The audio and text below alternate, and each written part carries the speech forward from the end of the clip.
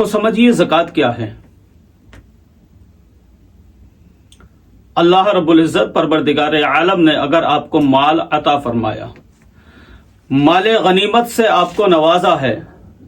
تو آپ کے اوپر زکوٰۃ فرض ہو گئی۔ آپ اگر صاحب نصاب ہیں تو آپ پر زکوٰۃ فرض ہے، آپ کو زکوٰۃ دینی ہے۔ اب زکوٰۃ کے تعلق سے معلوم کرتے ہیں کہ یہ زکوٰۃ کیا ہے، کہ زکوٰۃ سمجھائیے ہمیں۔ مال غنیمت میں سے آپ کے پاس جو مال ہے اور اس مال کو آپ نے بڑے اچھے انداز میں اپنے پاس رکھا، مثال کے طور پر آپ کے پاس کچھ رقم ہے، آپ کے پاس کچھ گولڈ ہے، آپ کے پاس کچھ جویلری ہے، اسے رکھے رکھے آپ کے یہاں پر پورا 1 سال گزر گیا، آپ کے استعمال میں نہیں آیا، البتہ کہ وہ آپ کے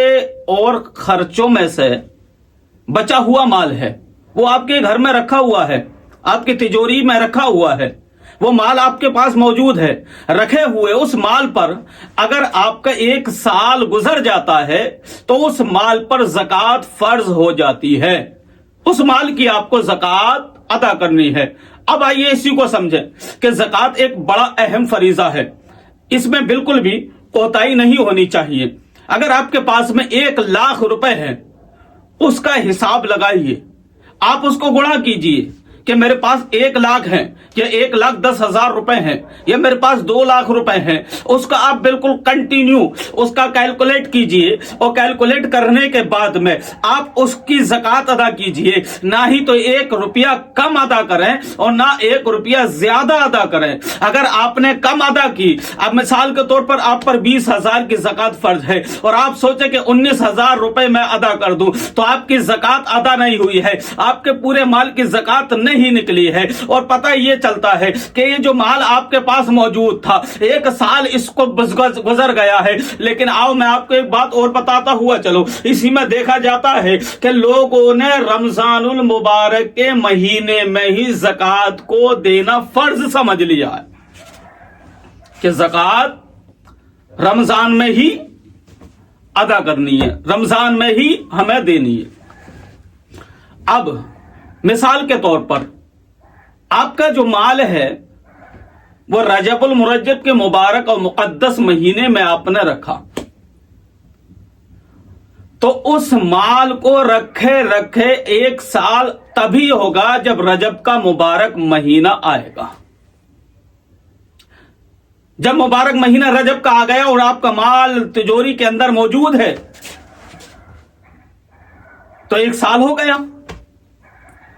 اور جب 1 سال اس پر ہو گیا تو اب رمضان کا انتظار میں لگا ہوا ہے کہ ماہ رمضان المبارک کا مہینہ آئے گا تو میں زکوٰۃ دے دوں گا، لیکن اس مال پر جو زکوٰۃ ہے وہ رجب کے مہینے میں فرض ہو گئی۔ ہونا تو یہ تھا کہ جیسے ہی سال مکمل ہوا، سال پورا ہوا، تجھے اسی مہینے میں زکوٰۃ دے دینی چاہیے تھی،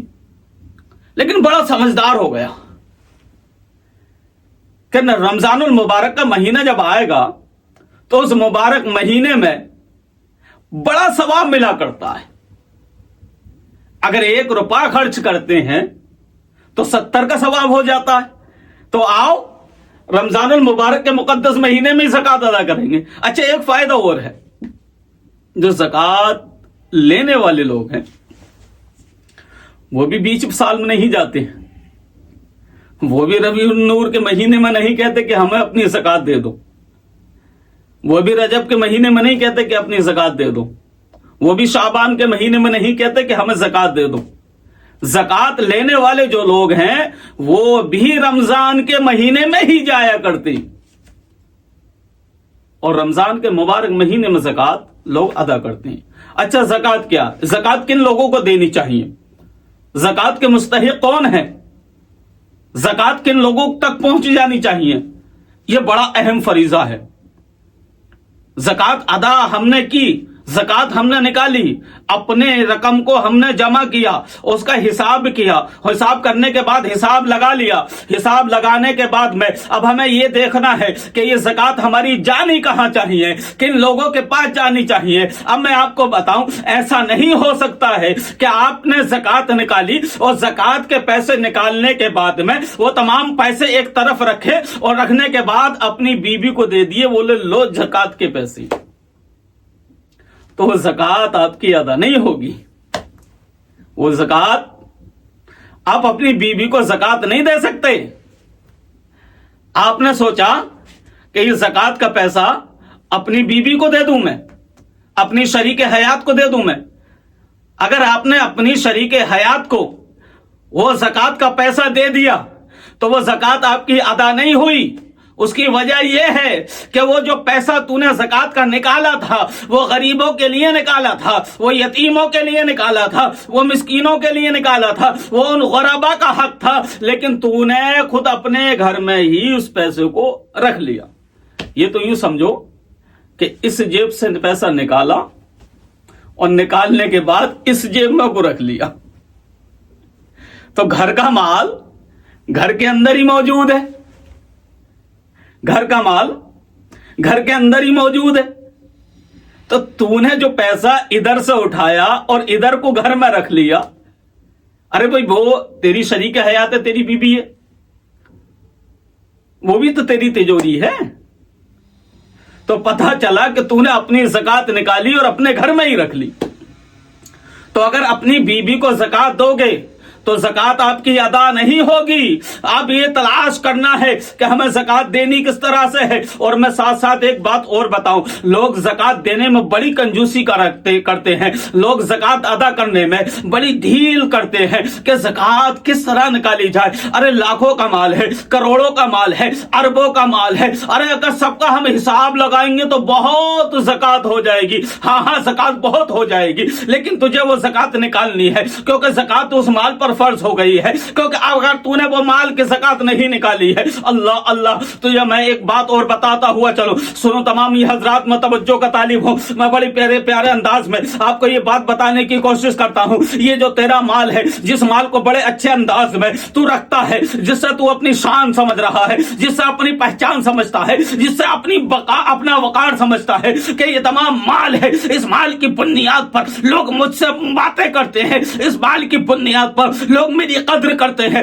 واقعی بال تیرے پاس مال ہے، بڑی اچھی بات ہے کہ اللہ رب العزت نے، پروردگار عالم نے تجھے صاحب نصاب بنایا ہے۔ جب تو صاحب نصاب ہے، تیرے پاس مال موجود ہے، یہ بڑی اچھی بات ہے، انوکھی بات ہے کہ تیرے پاس مال موجود ہے، لیکن اس مال کی تو نے زکات نہیں نکالی تو کل تیرے ساتھ ہونے والا کیا ہے؟ یہ میدان محشر کو یاد نہیں کرتا ہے کہ میدان محشر کا خیال نہیں ہے کہ تجھے اس کا مالان نہیں ہوا کرتا ہے کہ تجھے میدان محشر میں پہنچنا ہے، وہاں تجھے حساب کتاب دیا جائے گا۔ اللہ اکبر، اگر تو نے اپنے مال کی زکات کو نہیں نکالا، اگر تو نے اپنے مال کی زکات ادا نہ کی ہے، اگر تو نے اپنے مال کی زکات کو نہیں دیا ہے تو کل تیرے ساتھ ہونے والا یہ ہے، میدان محشر ہوگا۔ اللہ اللہ، تیرا مال وہاں پر موجود ہوگا، اس تمام مال کو ایک سانپ کی شکل میں بنا دیا جائے گا اور ایک سانپ کی شکل میں تیرا مال تیار ہوگا، اور اس سانپ کو یہ حکم ہوگا، حکم پروردگار ہوگا، اللہ حکم فرمائے گا، وہ سانپ تیرے گلے میں ڈال دیا جائے گا ایک لعنت کے توق کی طرح۔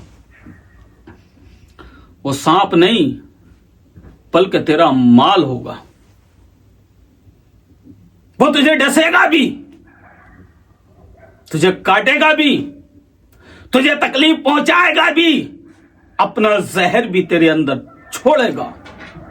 اللہ اکبر، یہ زکات جو دوسروں کا، غریبوں کا حق تو نے اپنے پاس رکھا ہے اور تو نے ادا نہیں کیا، تو نے نہیں دیا ہے، لیکن یہ یاد رکھنا، یہ خیال رکھنا، کل میدان محشر میں جب وہ سانپ تیرے گلے میں ڈال دیا جائے گا اور وہ سانپ تیرے گلے میں پڑا ہوگا، لیکن وہ تیرا مال ہوگا، لعنت کی توق کی طرح تیرے گلے میں پڑا ہوگا، اس کے وزن سے کبھی تیری زبان اتنی نیچے لٹک رہی ہوگی کہ اتنی لٹک رہی ہوگی، تیری جیب اتنی نکل رہی ہوگی کہ زمین سے لگ جائے گی۔ اللہ اکبر، تجھے اس وقت میں یاد آئے گا کہ واقعی میں نے کل کل دنیا میں رہنے کے بعد میں اگر مال سے محبت کی تھی اور رب کا حکم مان لیتا کہ یہ مجھ پر فرض ہے، اس کو میں نے زکات بھی ادا کرنی ہے، تو یہ تیرا مال جو ہے آج تیرے گلے میں لعنت کی طرح نہ پڑا ہوتا، بلکہ تیرے لیے بڑا فائدے مند ہو جاتا۔ اس لیے زکات کو پابندی کے ساتھ میں، زکات کو حساب لگا کر کے نکال دینا چاہیے، زکات دے دینی چاہیے، زکات کا پیسہ رکھنا نہیں چاہیے۔ بہت سارے لوگ ایسے ہیں